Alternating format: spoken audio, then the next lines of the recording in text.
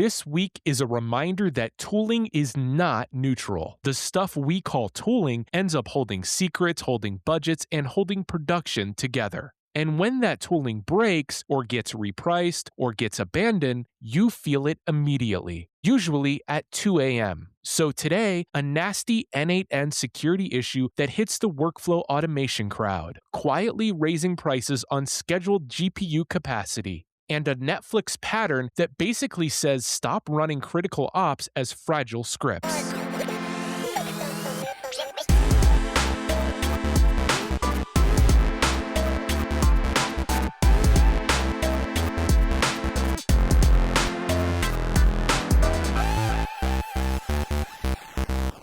Hey, I'm Brian Teller. I work in DevOps and SRE, and I run Teller's Tech. This is Ship It Weekly, where I filter the noise and pull out what actually matters when you're the one running infrastructure and owning reliability. Quick housekeeping, shipitweekly.fm has all of the links and show notes. And if you want to come on for a guest episode and talk through real DevOps, SRE, platform engineering, migrations, governance, incident scars, whatever, there's a contact form on the site. And if the show's been useful, follow it wherever you listen. A rating or review helps way more than it should. All right, 3 main stories, then the lightning round, then a closer. Story 1. n8n, which a lot of teams use as a workflow automation platform, shipped a security fix for a critical issue that can turn into local file access and potentially worse, depending on how you run it. This is another your internal tool is part of your attack surface moment. Story 2.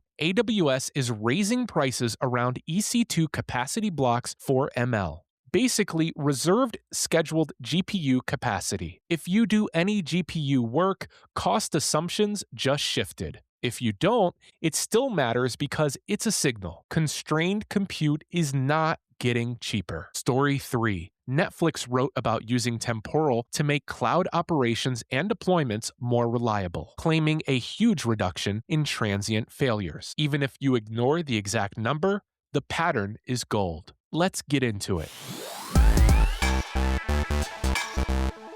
Story 1 is n8n. If you haven't run into it, n8n is a workflow automation platform.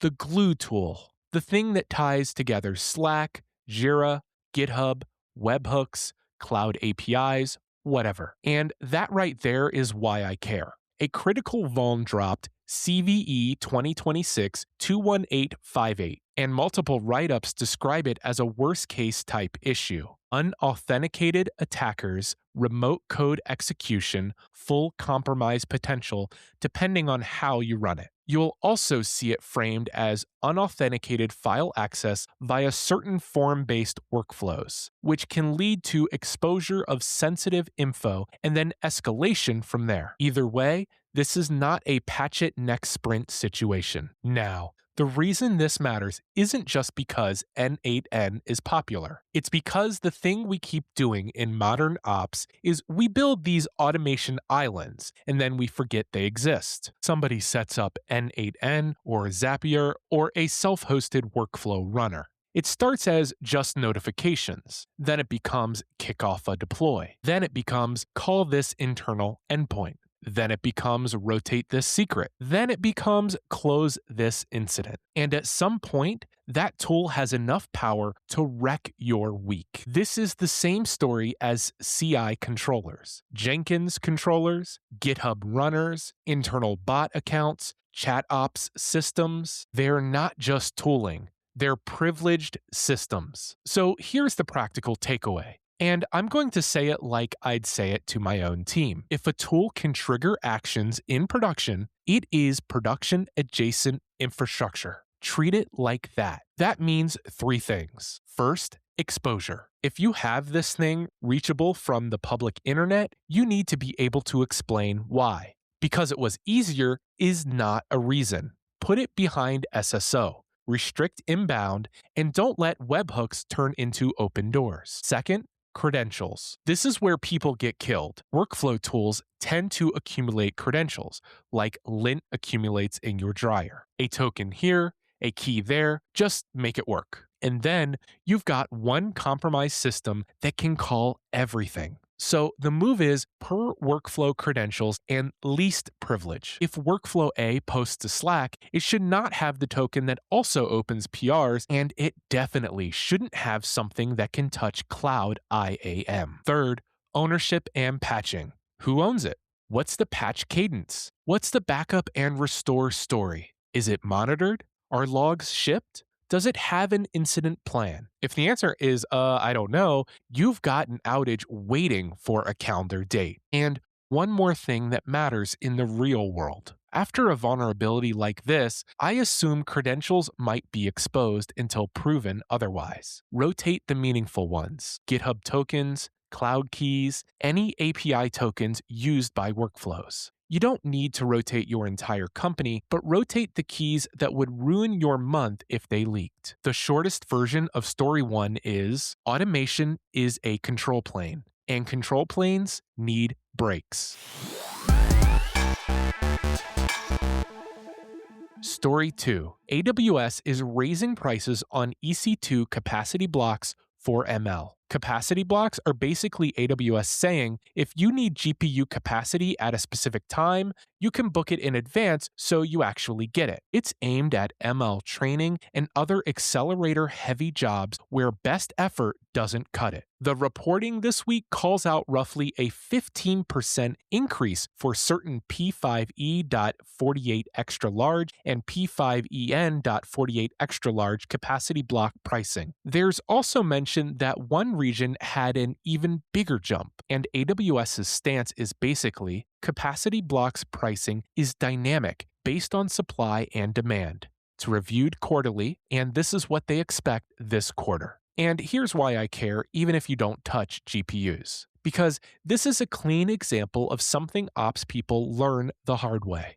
Cost is part of reliability. If your ML platform team has runs scheduled and suddenly the unit price shifts, the impacts aren't just the bill is bigger. The impacts are priorities get changed, capacity gets reduced, experiments get delayed, and now you're dealing with delivery pressure and business expectations. Also, it creates internal trust issues. Finance thinks you blew the budget. Engineering thinks finance doesn't get it. Leadership asks why it wasn't predicted. And the answer is suppliers can change pricing, and if you don't have visibility and tripwires, you only learn when it's too late. So what should a normal platform team do? Start with awareness. Inventory who uses capacity blocks, what instance families, which regions, and how much of your spend is sensitive to a rate change, not your entire AWS bill. Specifically the things that could jump and matter. Then,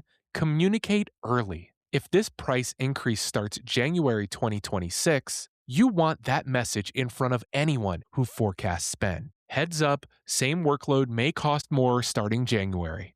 We're adjusting forecasts. Then, set a tripwire. Something simple. Alert when the effective rate for a known SKU changes above a threshold, or when spend jumps without a matching usage change. The point is to learn about it this week, not at the end of the month. And the bigger philosophical takeaway is this: the more you build on scarce resources, the more you're building on market behavior. GPUs, specialized networking, reserved capacity, all of it. This is why mature platform teams build two lanes: the premium guaranteed lane for workloads that truly need it, and the good enough flexible lane for everything else. Because you want options when the market shifts. Story 2 is basically the cloud is still a supplier, and suppliers behave like suppliers.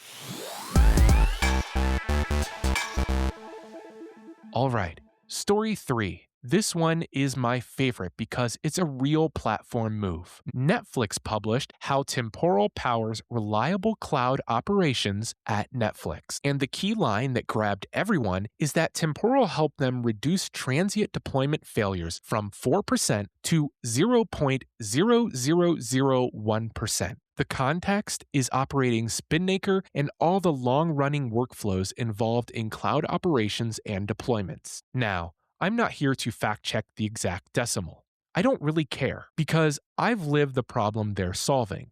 and you probably have too. A ton of operational work is basically a workflow. It has steps, it has dependencies, it has waiting, it has retries. It has do this, verify that, and if it fails, back up. And most teams implement these workflows as the flimsiest possible thing: a bash script, a Jenkins job, a GitHub action with a bunch of steps. Or worse, a runbook that assumes the human will do all of the careful stuff correctly while the world is on fire. Durable execution is basically the adult version of that. It's saying a workflow engine should remember state, handle retries correctly, persist progress, and be able to resume without you guessing which steps happen. Here's the steal this now version. Pick one operational process that you hate, one that flakes or takes forever or depends on a hero. Something like rotating certs across services, rolling a new AMI, doing a blue-green cutover, draining and replacing nodes, promoting a release across regions, migrating a database with guardrails. Now ask, if this process fails halfway through, can we resume cleanly? Or do we restart and hope we don't double apply something? Do we know which step we're on? Or do we just see job failed and now everyone is scrolling logs? Are the steps idempotent? Or are we creating duplicate resources and then cleaning up later? If you answered no to any of that, you're already in the category Netflix is talking about, just at a different scale. And you don't need Temporal specifically to adopt the mindset. Temporal is one implementation. The mindset is treat critical ops like software, not like rituals. Make the workflow explicit. Make it resumable. Make it observable. Make it safe to retry. And then build it so the average on-call engineer can run it without needing the one person who wrote the original script 3 years ago. The reason this is such a big deal in 2026 is because automation is accelerating. Agents are going to write code and open PRs and trigger pipelines faster than humans can reason in real time. So if your underlying workflows are fragile, you are basically giving a faster engine to a car with bad brakes. That's not progress, that's just more dramatic failures. This is why Story 3 matters. It's about making ops workflows reliable enough that speed doesn't kill you.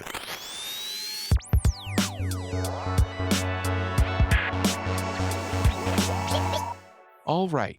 Lightning round. First, Kubernetes dashboard. The Kubernetes dashboard project is archived and no longer maintained. And the SIG UI note basically says there aren't active contributors and maintainers to keep it going. They recommend Headlamp as an alternative, and the repo itself is now marked archived. This is one of those reminders that ops dependencies die. If your org still relies on Kubernetes dashboard as part of your standard workflow, you should migrate now while you're calm and not later when your security team shows up with a clipboard. Next, Docker hardened images. Docker's pushing a story that hardened images are now free and open source under Apache 2.0. Positioned as a secure, minimal, production-ready set of images with stuff like SBOMs, provenance, and SVE transparency baked in. You don't have to buy the entire pitch, but the direction is right. Containers are supply chain. Base images are supply chain. If you're still building on random community images and hoping for the best, you are basically taking on risk you don't need. And finally, Pipedash. It's a desktop app that aggregates CI/CD pipelines across providers so you're not bouncing between GitHub Actions, GitLab CI, Jenkins, etc. This is a small quality of life thing, but I love anything that reduces where do I even look during incident weeks.